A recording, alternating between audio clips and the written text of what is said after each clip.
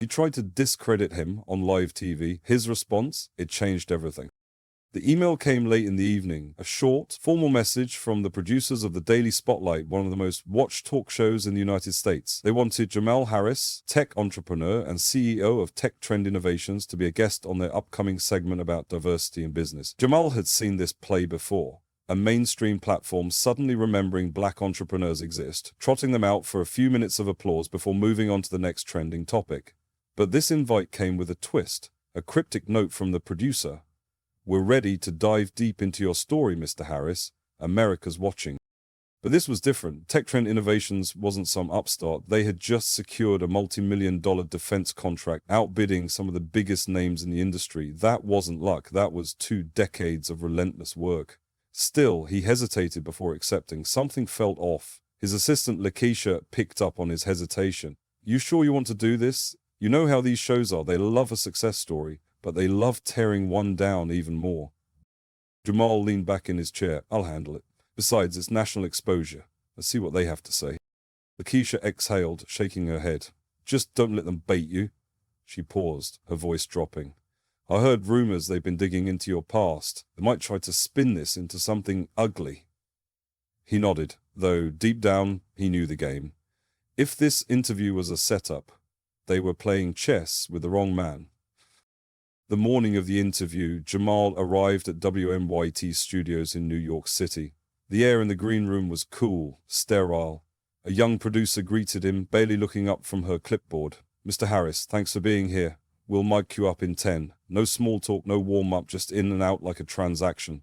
As he sat in the makeup chair, an assistant powdered his face with practiced indifference. The monitor on the wall showed the live broadcast of the show, a panel segment on celebrity scandals, followed by a fitness demo, then a transition card. Coming up next, the black tech boom, talent or special treatment. Jamal clenched his jaw. So this was the angle. His phone buzzed. A text from Lakeisha. "They're trending tech trend takedown already. Be sharp." But if they thought they had the upper hand, they were in for a surprise. He wouldn't realize just how far they were willing to go. The set of the Daily Spotlight was designed to look inviting. Soft blues and golds, a glass coffee table between the host's chair and the guests. Cameras hovered like silent observers, capturing every movement, every expression. Jamal adjusted his suit jacket as he took his seat across from Elaine Foster, the show's lead anchor, a seasoned journalist with a reputation for asking tough questions. She smiled, but it didn't reach her eyes. "Jamal Harris," she began, her voice smooth, practiced, "CEO of TechTrend Innovations, a true American success story." Jamal gave a polite nod. "Appreciate you having me." He leaned in slightly, flipping through her cue cards. "Now let's get right into it. Your company recently landed a $250 million 0-cents government contract, beating out some of the biggest names in tech. That's impressive." Jamal knew this game. Build him up first, make it seem like they respected his achievements. He gave a measured response. "It was a long process, but yeah, we put in the work. We developed a security encryption system that outperformed our competitors. Simple as that." Elaine crossed her legs. "Some have called it groundbreaking," a subtle pause, "but others have raised questions." She tilted her head, her tone sharpening. "Questions about whether your success is entirely your own." Jamal didn't flinch. "Questions?"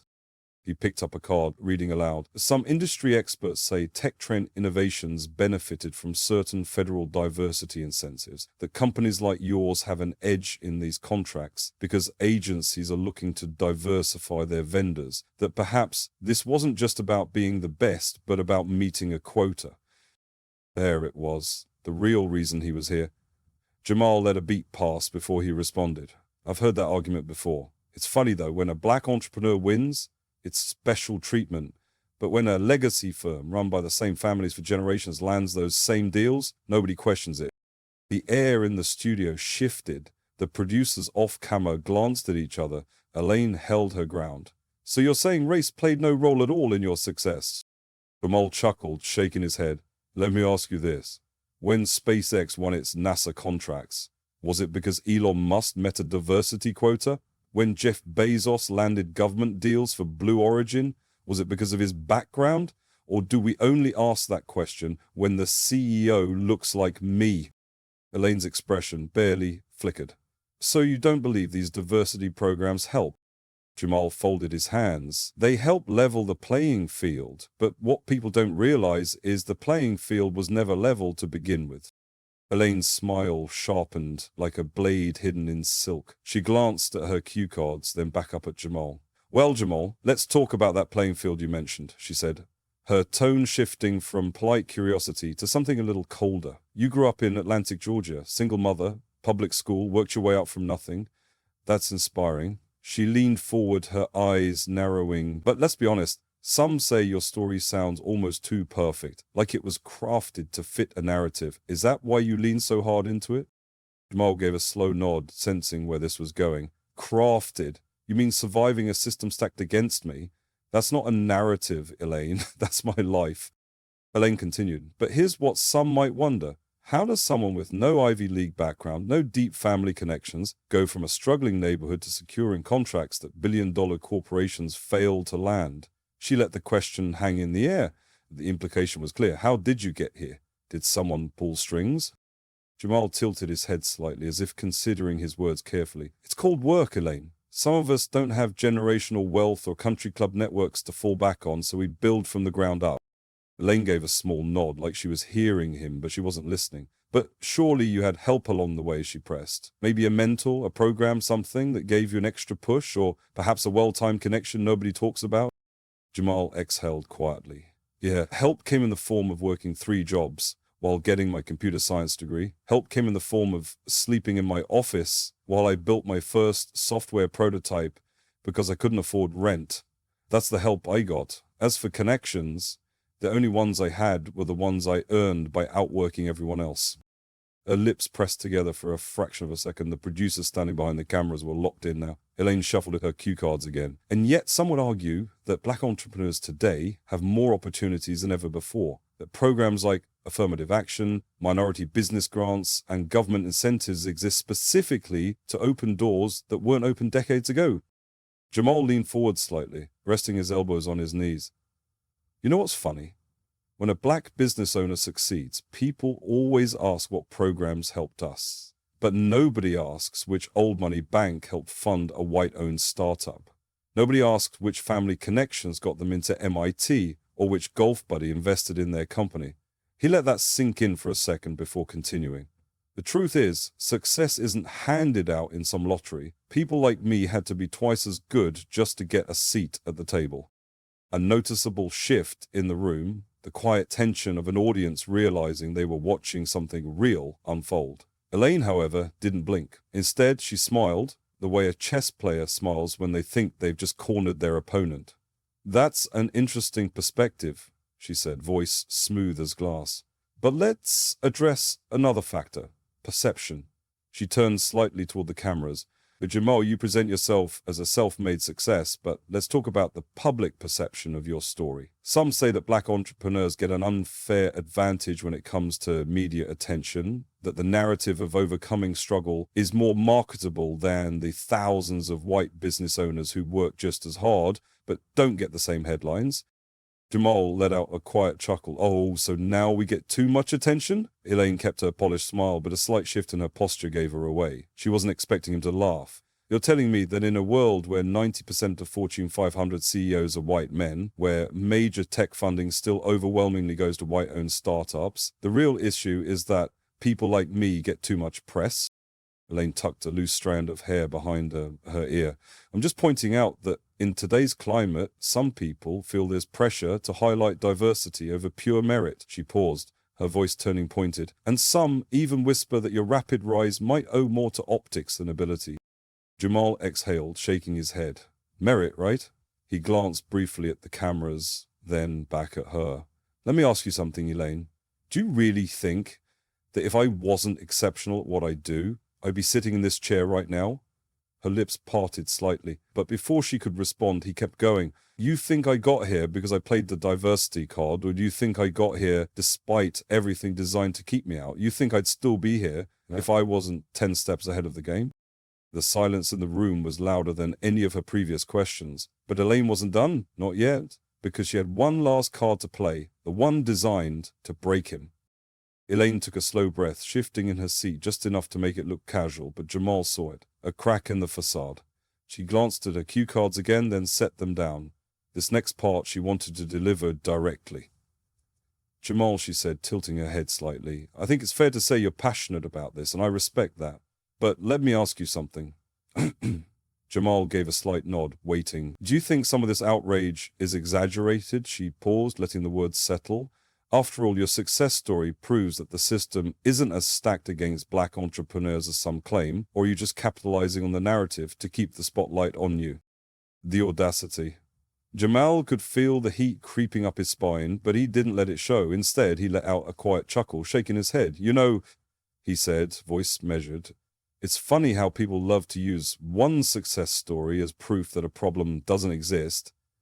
Elaine's smile stayed put, but something in her eyes flickered. Jamal leaned forward slightly, resting his forearms on his knees. He put it this way. If one person climbs out of a burning building, do you point at them and say, see, the fire wasn't that bad? Or do you ask why the building's still burning? For everyone else. Elaine opened her mouth, hesitated, then closed it. Jamal wasn't done. The fact that I made it doesn't mean the system isn't broken. It just means I fought twice as hard to get through it. He let his words settle. Even the studio crew had stopped moving. And if you think I'm here for the spotlight, Elaine, you're missing the point. I'm here because I had no choice but to be undeniable. Elaine adjusted in her seat, reaching for a controlled response.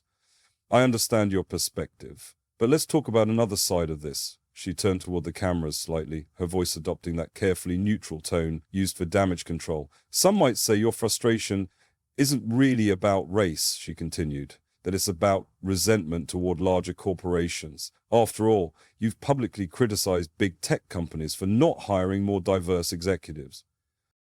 Jamal tilted his head. Resentment? No. Accountability? Absolutely. Elaine pressed her lips together for a beat. Then, what do you say to those who believe that in today's economy, success is based on hard work, not race? Jamal exhaled through his nose, then locked eyes with her. This was it, the moment. I say, he began, that people love to believe in fairy tales when they're the ones benefiting from them. A ripple of silence washed over the set, the kind of silence that sticks. But let's be real, he continued, voice steady. Black entrepreneurs still get denied loans at twice the rate of white business owners. We still receive less than 2% of venture capital funding. And even when we prove ourselves, we still get asked whether we deserved our success. Elaine sat still, listening but not necessarily hearing. So let's stop pretending the system isn't rigged, Jamal said, his voice calm but firm. It is. And the only people who don't see it are the ones it works for. Silence. Pure, heavy silence. The producers didn't cut to commercial. The control room didn't intervene. This was raw. Elaine shifted slightly, finally looking uncomfortable. She opened her mouth to speak, but Jamal wasn't finished because this was the moment that would send shock waves across the country. You want to know the worst part, Elaine, he said, his voice dropping to a near whisper. The worst part is when you make it, when you've clawed your way to the top. They don't celebrate you. They interrogate you, like you stole something that was never meant for you. Elaine cleared her throat, glancing briefly at the off-camera producers, but there was no rescue coming. She had walked into this, and now she had to sit in it. Jamal adjusted his watch, letting the silence linger just long enough to make people squirm. Then he leaned back in his chair, exhaling. You know what the real problem is, he said, his voice quiet now but somehow heavier. Elaine hesitated. What? Jamal didn't blink. The bar isn't in the same place for everyone. She shifted slightly. Meaning? I mean, Jamal said, a mediocre white man can fail upwards in this country, but a brilliant black man has to jump through flaming hoops just to get a shot. The producer off camera cursed under their breath. They knew this was going viral. Jamal kept going. A white CEO can run a company into the ground, bankrupt it, lay off thousands of employees and somehow get hired somewhere else. Meanwhile, a black CEO has one bad quarter and suddenly it's proof that we weren't ready for leadership. Elaine opened her mouth to respond, but he wasn't done. And the best part, Jamal chuckled dryly, when we actually make it, people like you sit across from us and ask if we got here because of some special advantage. Silence. Elaine's jaw tightened. It was subtle, but the camera caught it. Jamal leaned forward just slightly, not aggressive, just firm, just final. You wanted to talk about fairness? He let out a soft, bitter chuckle. Then let's start by telling the truth. Another silence, but this one was different. It wasn't discomfort anymore. It was impact. Elaine's expression had shifted. It wasn't just the audience watching Jamal now. It was the entire country. And then the moment. Jamal turned slightly, looking straight into the camera. "I know what some of you all are thinking right now," he said. "Some of you are nodding because you've seen this, lived this." He let his gaze hold. "And some of you are sitting there, frowning, arms crossed, telling yourself, this isn't real, that I'm just playing victim, that it's all in my head." His lips pressed together for a second before he finished. "But deep down, you know I'm right." The studio was silent. No one breathed. And then, "All right, we need to take a quick break." The producer's voice crackled over the speakers. Elaine forced a polite smile. "We'll be back with more after this." The cameras cut, but the damage was done. Within an hour, clips of the exchange were everywhere, but the real storm was only beginning. The clip hit social media like a wrecking ball. By the time Jamal was in his car, his phone was blowing up. Texts, missed calls, notifications, flooding his screen. X was on fire. Jamal Harris just exposed the media's bias on live TV. This was powerful. Truth hurts. The way he looked into the camera and called out America, chills. Jamal Harris was right. But not everyone saw it that way. Here we go again. Another successful guy pretending to be oppressed. Cry me a river. Stop the victim mindset. Wow, this guy just proved why people don't like hiring activists. Play the race card all you want, but hard work speaks louder. Merit matters. Cable news picked it up within the hour. Some called him brave, others called him angry and combative. By noon, the Daily Spotlight released a carefully worded statement. "We value open dialogue and diverse perspectives. While today's discussion became more intense than expected, we stand by our commitment to fair conversations." Jamal laughed when he read it. "Fair, right?" His assistant Lakeisha calls it, her voice half laughing, half exasperated. "Do you realize you just set the internet on fire?" Jamal rubbed his temple. "Wasn't exactly my plan." "Well, congrats. You just became the most talked about entrepreneur in America." She hesitated, her tone shifting. "But, Jamal, they're not done. I just saw a leaked email from their team. They're planning a follow-up segment to balance the narrative. Sounds like they're bringing in a rival CEO to challenge you."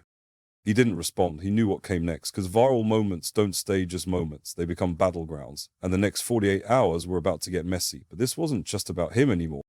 By the next morning, the story had exploded beyond social media. Cable news anchors debated it on live television. Opinion pieces flooded every major publication. Everyone had an angle. Fox News: "Is Jamal Harris the new face of corporate entitlement?" CNN: "Jamal Harris's viral moment, a reckoning for America's meritocracy." Business Insider: "What Jamal Harris's interview reveals about race and success in America." Meanwhile, Elaine Foster was in damage control mode. On her show the next morning, she gave a carefully rehearsed response. "I respect Mr. Harris and his accomplishments, but I stand by my questions. My job, as a journalist, is to ask what the audience is thinking. If my questions were uncomfortable, that only proves how necessary they were." Translation: she wasn't backing down. But off-air, sources whispered she was furious, claiming Jamal had hijacked her show. Jamal watched from his office, shaking his head. Lakeisha sat across from him, scrolling through emails. "You know," she said, "we just got a flood of new investor inquiries. People want to work with us." Jamal smirked. "Let me guess, the same people who ignored us last year?" Lakeisha shrugged. "Guess being controversial is good for business." But it wasn't all positive. Some clients pulled out. A major corporate partner suddenly decided to reevaluate their commitments. And then came the death threats, emails, phone calls, even an unmarked package left outside TechTrend Innovations headquarters. Nothing inside but a single sheet of paper with one word written in bold: "Enough." Lakeisha frowned as she read the message. "You need security." Jamal let out a slow breath, rubbing his temples. He knew this would come. Anytime a black man speaks too boldly, too unapologetically, this is the cost. But backing down was never an option. And now he had a decision to make. Would he let the backlash silence him, or was this just the beginning of something bigger? Jamal sat in his office, staring at the city skyline through the floor-to-ceiling windows. The past 72 hours had been a whirlwind. Praise, backlash, threats, opportunities. He thought about his younger self, the kid from Atlanta who had to fight for every inch of success, the one who watched doors shut in his face while others walked through without knocking. And now here he was, at the center of a national debate he never asked for, but one he couldn't ignore. And Lakeisha entered, her expression unreadable. "We just got an offer." Jamal raised an eyebrow. "From who?" She set a folder on his desk. A network. They want you to do a televised special, a one-on-one deep dive about race, business, and the system. She crossed her arms. But here's the catch. They want Elaine to host it. Word is she's pushing for a rematch to set the record straight. Jamal exhaled. So now they want to listen? Lakeisha smirked. Seems like it. Then, after a beat, what do you want to do? He leaned back in his chair, thinking. He could walk away, let the noise die down, get back to business. Or he could use this moment, not for clout, not for attention, but to say the things nobody wanted to hear. Jamal picked up the folder, flipping through the proposal, then set it down. He looked at Lakeisha. Tell him I'll do it. Her eyes widened slightly. You sure? He nodded. Yeah, but on my terms. He leaned forward, his voice steady. If Elaine wants a rematch, she better bring more than cue cards this time. Because if the system was going to put him under a spotlight, he was damn sure going to control the narrative. Jamal Harris's viral moment wasn't just another internet controversy. It was a reckoning.